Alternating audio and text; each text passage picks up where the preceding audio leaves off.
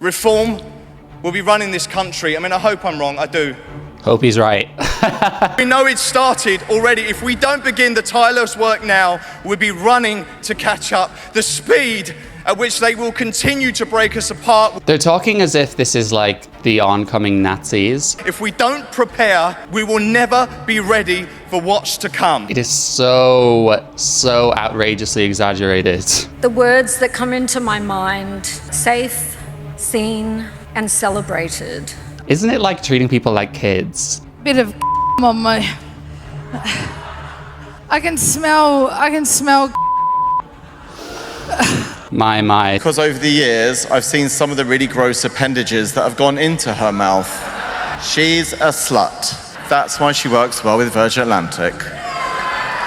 Hey everyone, it is Jack. Welcome back to my channel, or if you are new, welcome to the family. The Attitude Awards were on in the UK just a couple of days ago, and there were some interesting speeches. Don't forget to give the gay CEO a hand job under the table. Including our favorite on this channel, Miss Dannii Minogue. That was the hardest thing, getting up those stairs. Host of I Kissed a Boy / female, right? If you have no idea what I'm talking about, link is on the screen. But before we get into the speeches, what is Attitude? Attitude is described as a British gay lifestyle magazine. The first issue of Attitude appeared in May 1994. Notice the word gay is used. You will see historically this was very much marketed at gay men. In fact, there still is quite a big element of that. But you will see in the speeches today, maybe that cause has drifted into, you know what I'm talking about. Indeed, Attitude describes this typical reader as quote unquote a gay male professional, typically in his 20s or 30s. That was in 2017, before a lot of the LGBTQIA+ queer trans stuff exploded. And like most of these organizations, they have pivoted to talking about this stuff arguably far more. And before I start, I just want to say not all the speeches were terrible or hyperbolic or ridiculous. We had some really good speeches from well-known gay people, as well as that drag queen, the Vivian, who died. His family were on talking about drug addiction. So you can go check those out on the YouTube channel, but I just want to say not all of it was terrible. I'm not just here to be doom and gloom, but some of these things are pretty funny. So I'm going to bring you through those.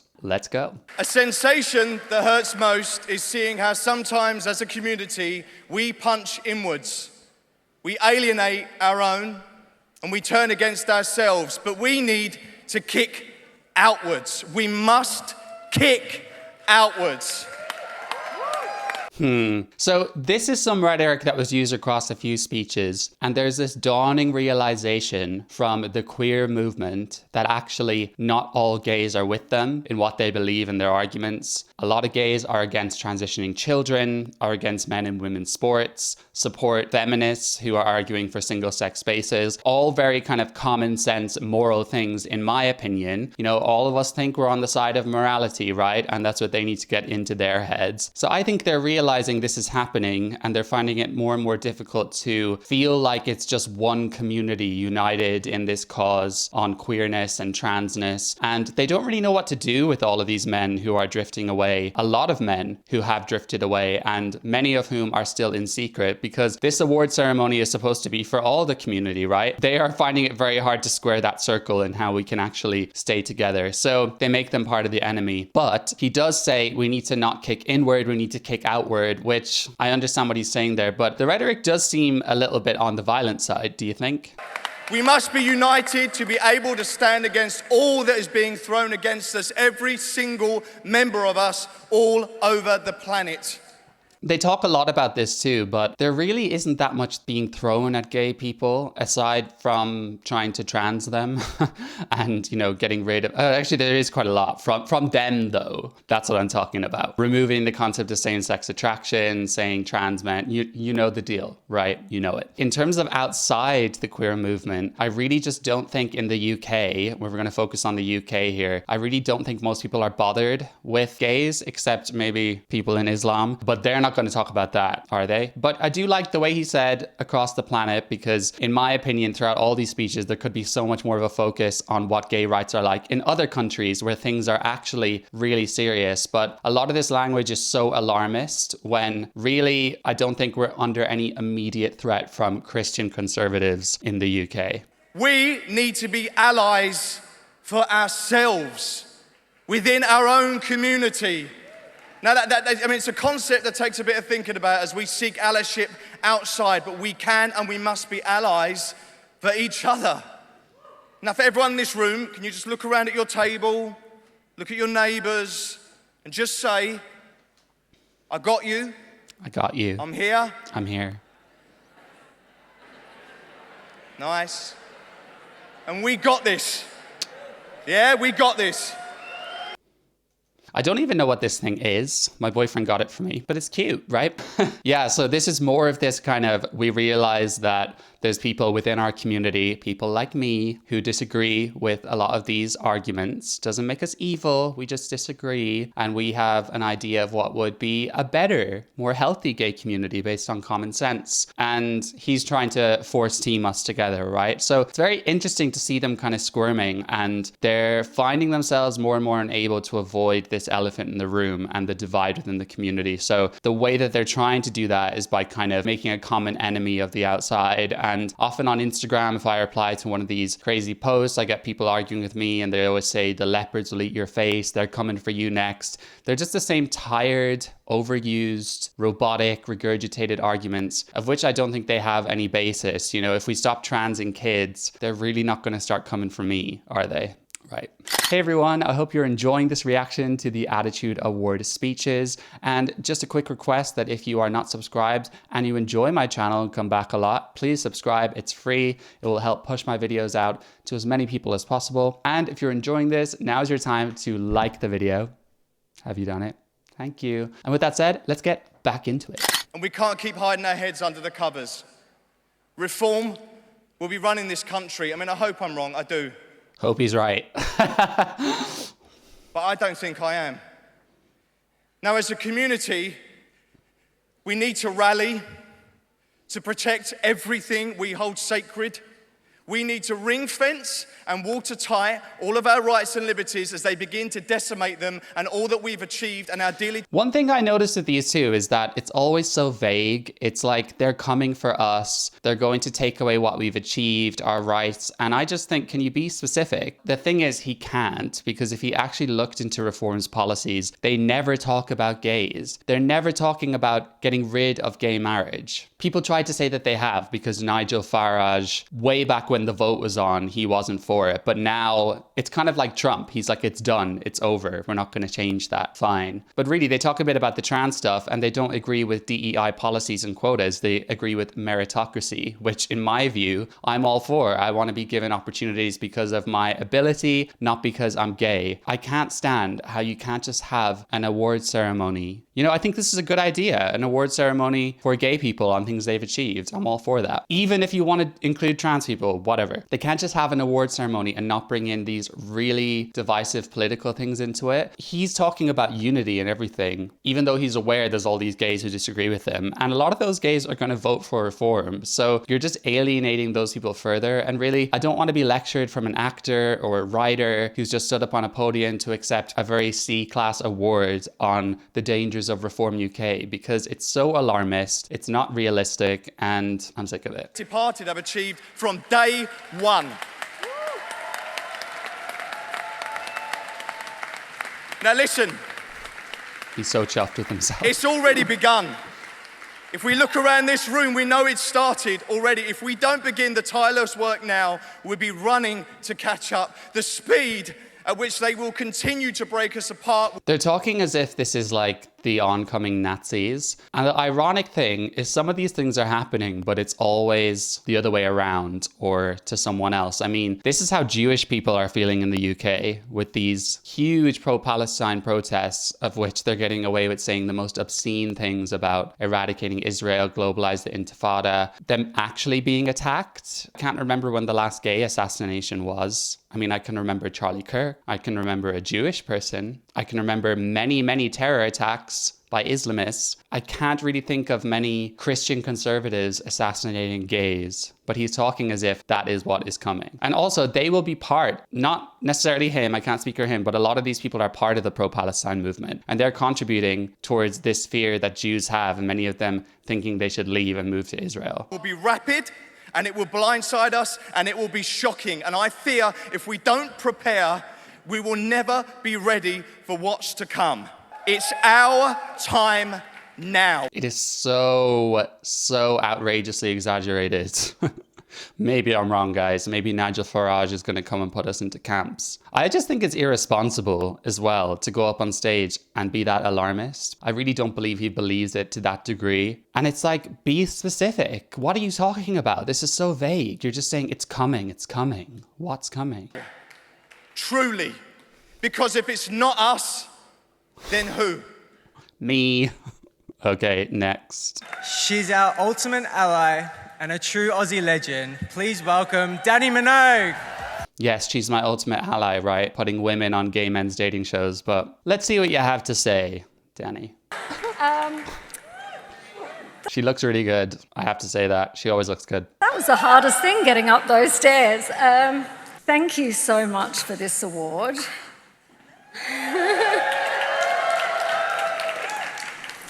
It does mean a lot to me.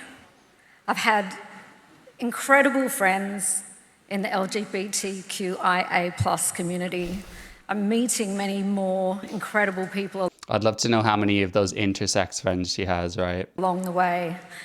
I've been able to celebrate at great parties, whether it's GAY, Pride, Mardi Gras, Hoopla.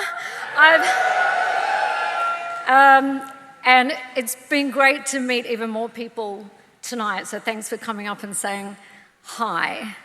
I feel like...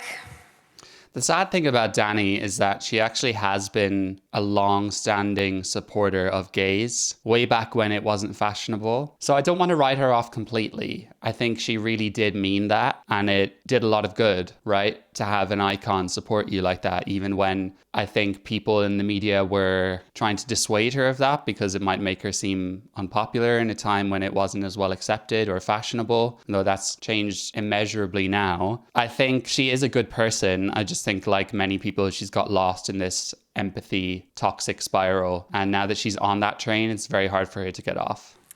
The words that come into my mind that I see clearly are safe, seen, and celebrated.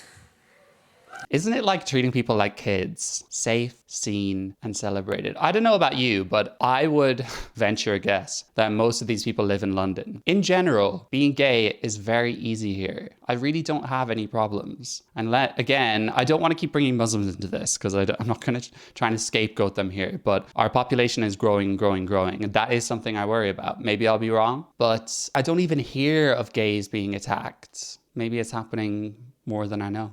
And they just drop into my heart. And every time that I have partied or performed... It's so self-centered, isn't it? Safe, seen, celebrated. I wish that the focus from the community could be on trying to help society and help others if they're going to be activists, but it's always just like me, I need to be safe, seen, celebrated. Celebrated is the one that gets me. You shouldn't campaign on activism if your goal is to be celebrated. That's like an unreasonable request from society. Being celebrated can be a proxy of that because of all your achievements, but it's not something that you set out with saying, right, one of our goals is to be celebrated.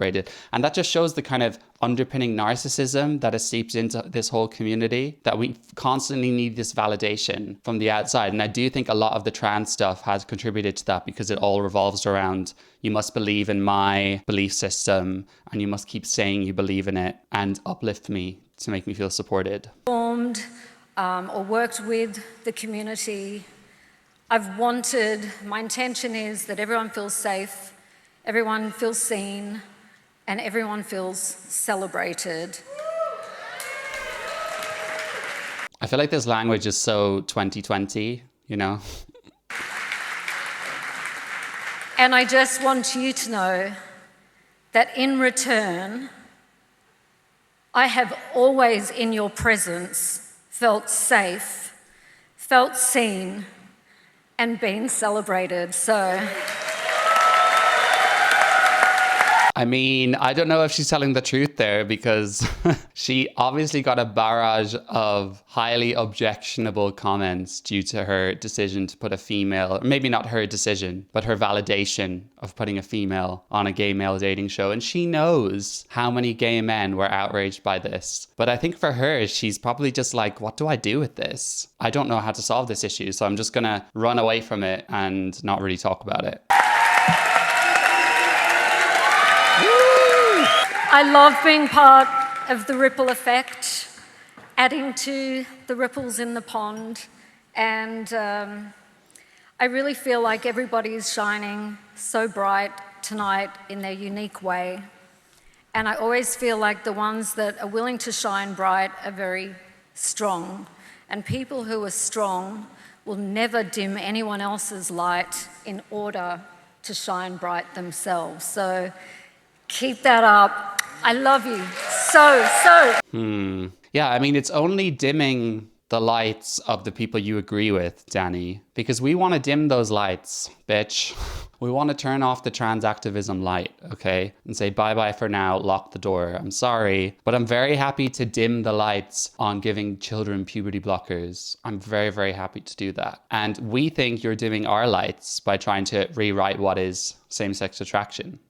We're going to turn those lights up stronger, girl. I don't think she's a really terrible person. She's very beautiful, nice personality. And she's so like sunny, you know, with her Australian accent. I just find her, she's not all bad. But what about this?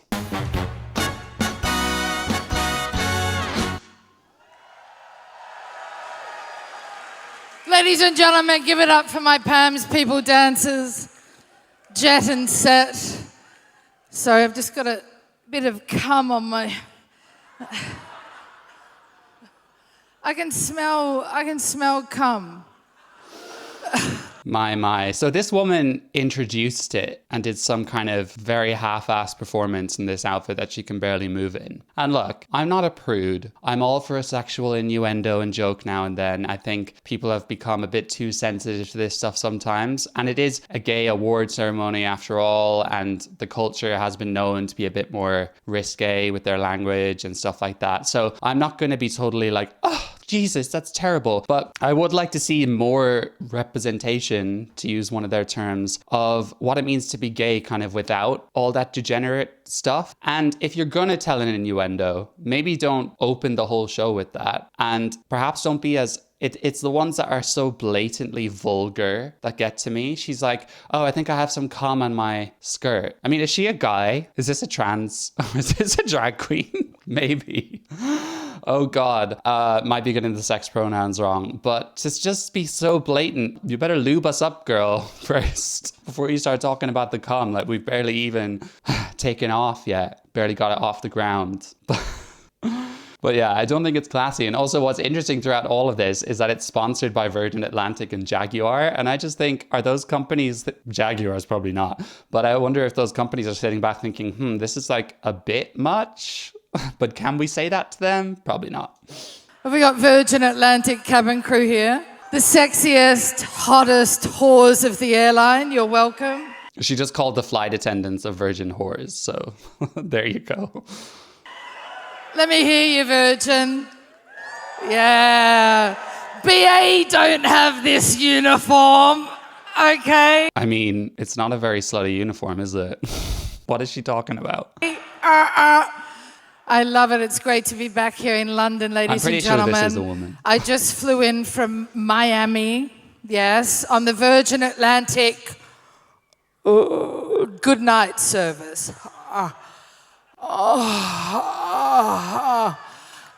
I mean, the jokes aren't even funny. Sex jokes can be very funny. I feel like all of these, she just sat on the toilet and was like, right, come, put the microphone in my mouth, say the flight attendants are whores. I mean, it's incredibly lazy. And I don't know what the hell she's doing now, but not here for it. It's funny when you put this uniform on. Anyway, I was walking through Miami airport. So awkward. I feel like the audience aren't even laughing. I was walking through Miami airport, and from the corner of my eye, I could see this sea of red. There was about 10 of them, yeah? They were walking towards me. I like it when it's quiet like this. They were walking towards me and they had this red, tight skirts on, hitched up, yeah? I mean, isn't this supposed to be a gay magazine? A gay men's magazine? It's like, get her off. Can we have some hot male dancers on stage? Come fuck me pumps. Silicone implants.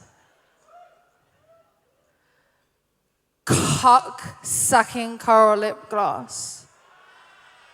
Fucking hell. And they had this long blonde hair. And they had these little bags that go and some of them... I mean, it just says that what's on gay men's minds all the time is sex. And, you know, they're not too far off, I suppose. I'm just kidding. For someone who is skeptical about the movement, it doesn't really give much confidence that it's not just all a bit perverse. Can't shut their mouths because they've sucked so much dick.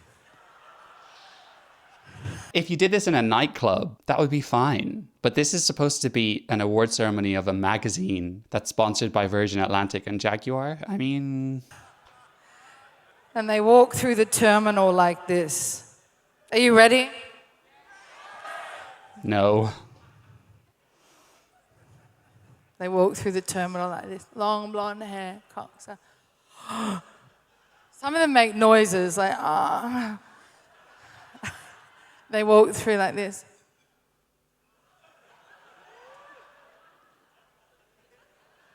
And that's the boys.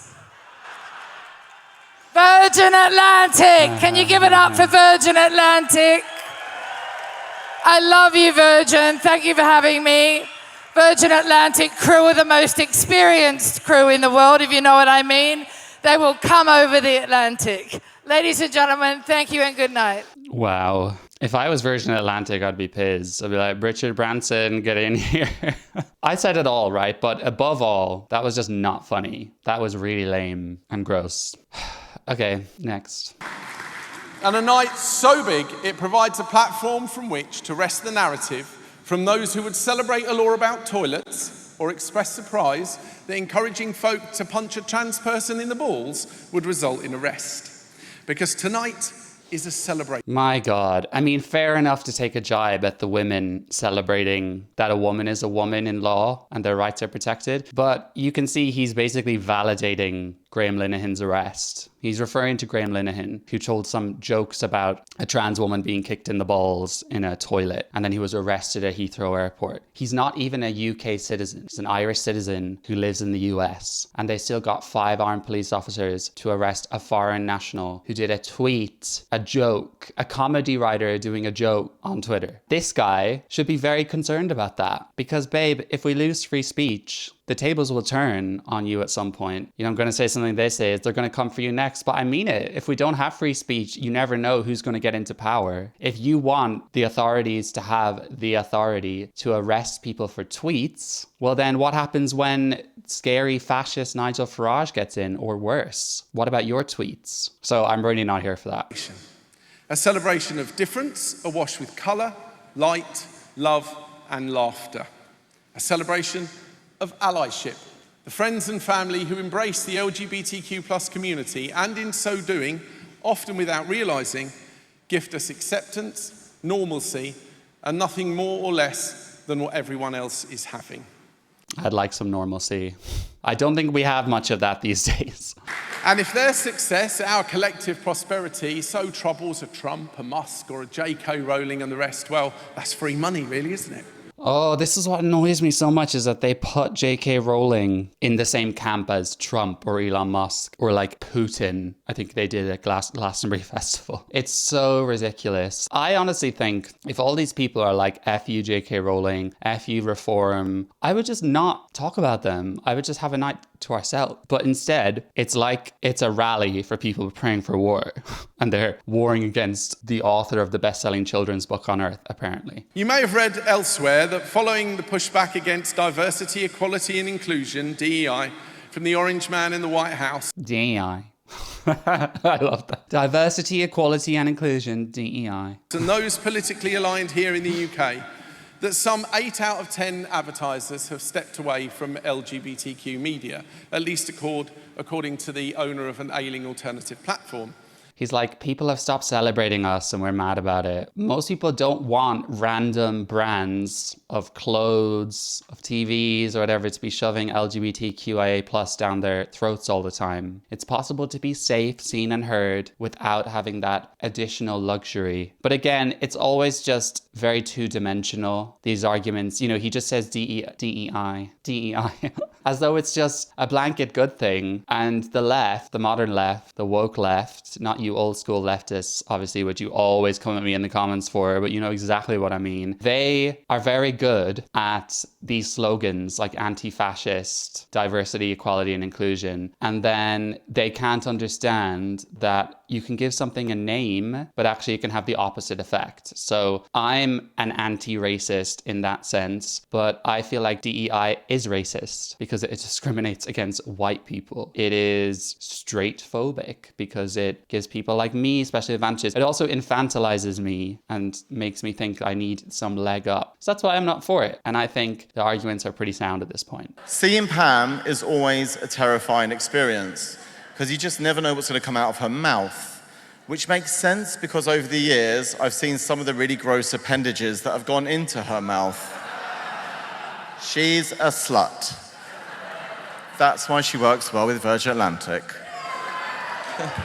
Fair enough if you want to make it about sex, but what's so funny is how much they're making it about Virgin. I mean, I just think that's risky. But obviously, I would assume that Virgin approves of this. If they hadn't, who knows? Anyway, love you dearly, Pam. Please enjoy your prime spot in upper class with the Virgin Atlantic bigwigs over here. Don't forget to give the gay CEO a hand job under the table to keep your lounge access. I mean, again, it's just so blatantly vulgar. You know, leave something to the imagination. They're not even metaphors. He's just like, don't forget to give the CEO a hand job. Like, this is just not funny. Don't worry, it's not just you, love. We've all been there. Welcome all to the Vulgar Atlantic Attitude Awards powered by Jaguar. Virgin and Jaguar are like, we're cancelling next year. But the joint efforts of individuals can defeat the evils of our time. Together they can create a stable, free and considerate society. Like those grains of sand, they can tip the balance. So take heart and be happy. Her words were intended to encourage people to stand in unity and understanding, rather than with self-interest and intolerance.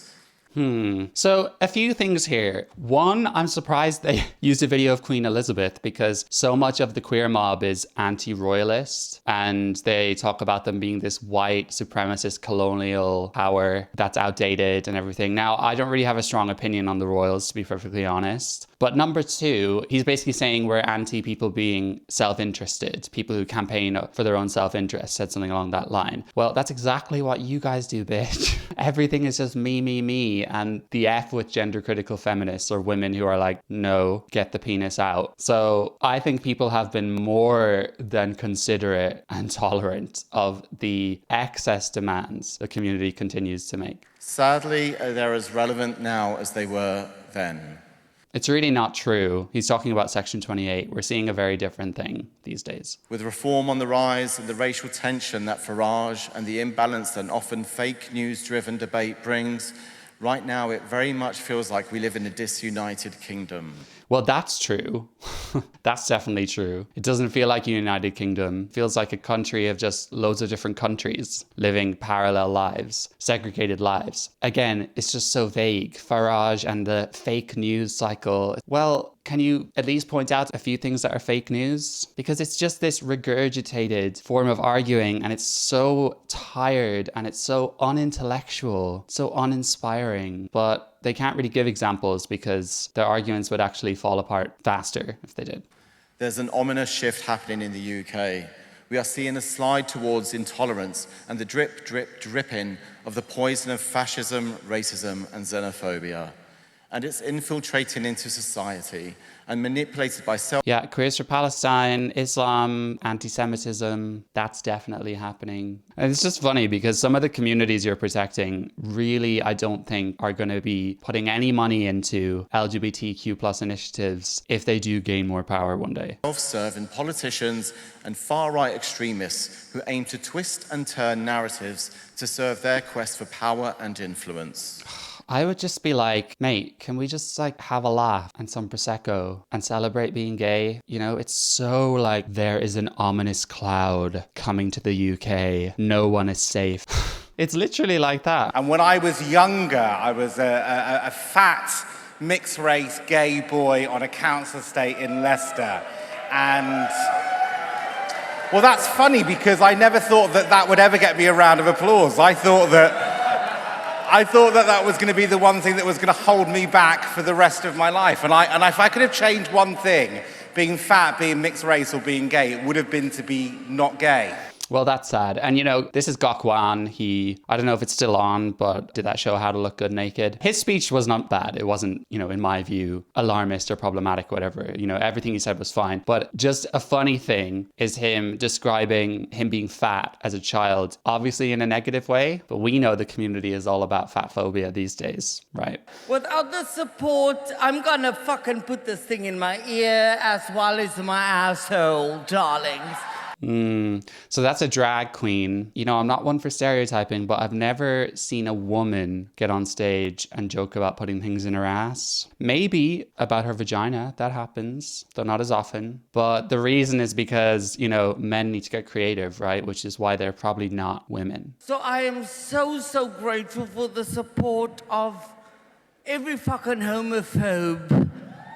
In every corner, darling. Uranus. I can just feel with all these comments of this kind of enemy group of people over there coming for us, this vague cloud. I can just feel them. They're speaking about me. No, babe. No. All mine. To Attitude Awards. I feel like he's going to eat me the way he's talking. Jaguar, Virgin Atlantic, and as well as every streetwalker, queer talker around the world. This is for us, bitches. Woo. Thank you very, very much. Oh, wow. I can talk about fisting, but I do it in a silk glove. Now,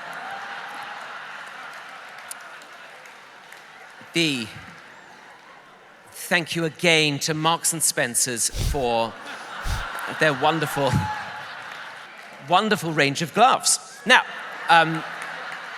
okay, now that was a little bit funnier, I have to say, because earlier in the speech he talked about, you know, I can be both highbrow and I can't remember the term he used, but kind of down with the queer community, you know. That was kind of funny because he's obviously very posh and he's talking about doing that act with gloves on, but it is a bit blatant again. But at least the rest of his speech was kind of mixing in genuine stuff and not just all like, oh, suck cock, come, asshole. Like. I'm standing here, I know, as a cis boy, and I want to say that it is so important for us all to use our voices to fight for trans dignity and safety and inclusion in our country. Isn't that sweet? I mean, these are the writers of this show called What It Feels to Be a Girl, or What It Means to Be a Girl. I put a screenshot up on the screen. I've not watched this yet, but I'm interested. It's about being a trans woman growing up, which is ironic because it's called What It Means to Be a Girl, or What It Feels Like to Be a Girl. And isn't it also funny that he's a gay boy and this should be about him? This should be about celebrating gays. But he's like, you know, I'm privileged, I'm straight. I'm straight. I got distracted as I was trying to do the accent. I'm a cis boy and I'm privileged, so I just want to thank the trans community. Let me know what you think of that. Where is I going with that? So we all know that the type of trans women this kind of award ceremony will show are basically the kind of gay boy types who are very glamorous and pass better, although not completely, and are not as terrifying as all these AGP men who leave their wives, you know, become Anita in later life. He's basically putting himself on a lower pedestal to those men. No, honey, I think you have it worse, honestly. Just this week, the Rainbow Crosswalk on Miami's South Beach, a symbol of pride and progress, was removed. It's a stark reminder of that visibility still matters and that safety and freedom of expression can never be assumed. Isn't it? You know, it could be like doom and gloom if you said just this week a gay bar was set on fire and attacked by extremists. That would be totally fair. It's something I hope we'd all be against. But just saying a rainbow crossing on the road got removed, I mean, that could have been for a number of reasons. But again, we don't have to consume queer architecture and branding just when we're, you know, going about our days. I don't need people to be constantly thinking of me like, oh, cross the road, queer. Oh, flag in window shop, queer. Logo of shop, queer. Taking these things away is not the same thing as being persecuted. It's just equaling the playing field. Even in places once considered safe. Can you imagine getting rid of a rainbow on the road? And I don't feel safe. It's like, again, this infantilization. It's like being a child who loves a rainbow toy, like a toddler, and then he loses it or the parents take it away. And then that child suddenly, it's like traumatic, the experience. That's what it's like for these people. Like a rainbow crossing got removed. For many LGBTQ+ travelers, that same uncertainty follows them across borders and into their holidays. Our latest research with LGBTQ+ and straight couples found that just 15% of LGBTQ+ couples feel comfortable showing affection on holiday. Now that is the kind of thing I want to hear. Well done for talking about that. No one talks about this. You know, I talk to straight friends and they say, oh, I went to Morocco, I've been to Egypt, I've been to various other places. And actually, the list for me is quite reduced because of places I'm willing to go to, for both for my own safety, also the fact that I usually go on a holiday with my partner, and also just not having to be kind of discreet. You know, I'm not crazy, but I don't want to have to think about it all the time. And even in Croatia, we had experiences that were bad because of kind of being more outwardly together as a couple, right? On one hand, it kind of helps me narrow down where I'm going to go next. There's less choice bombardment. On the other hand, these organizations never talk about gay rights in Afghanistan or the UAE or these places. So it's really good to hear him just mention this at the very end, I think it was, because again, this is Virgin Atlantic. They fly to countries where being gay is illegal. So they're a big supporter of our rights, right? Compared to 84% of straight couples. Yes, of course it is. I would argue that it's probably even more common than that in certain areas. It's a powerful reminder there is still so much work to be done. And that's why I'm proud to share that our new Free to Be Me proposition is live. It includes LGBTQ+ awareness training for all our retail teams, backed by the Diversity Standards Collective, and travel guides co-created with local LGBTQ+ communities, and our new Pride Certified Hotel Accreditation Scheme, giving customers confidence that their holiday will be inclusive and safe. I mean, I'd like to see more of what that is, but I don't think they'd have much issue making Virgin Atlantic, the company, gay-friendly. Maybe I'm wrong there, but I'm not sure that's going to change much about the countries they're visiting to, right? This isn't just about better holidays, it's about creating a world where everyone can bring their full, authentic selves wherever they go. Yeah, so I wanted to finish on that note because I actually really like what the guy had to say, and I wish we could see more, like I said, of this work being done by Stonewall, by these charities, by reaching out to certain conservative communities in the UK, of which there are very little gay people, you know what I'm talking about, instead of it all just being me, celebrate me, celebrate me, celebrate me. And this whole thing, you know, it's a very middle class, upper middle class event, right? So they are shielded from a lot of these problems. Well, that is it, everyone. I hope you enjoyed. What did you think of the speeches? What did you think of Dannii Minogue's speech? Was there anything you disagreed with? I'd very much like to know. And with that said, I will see you soon for another video. Bye.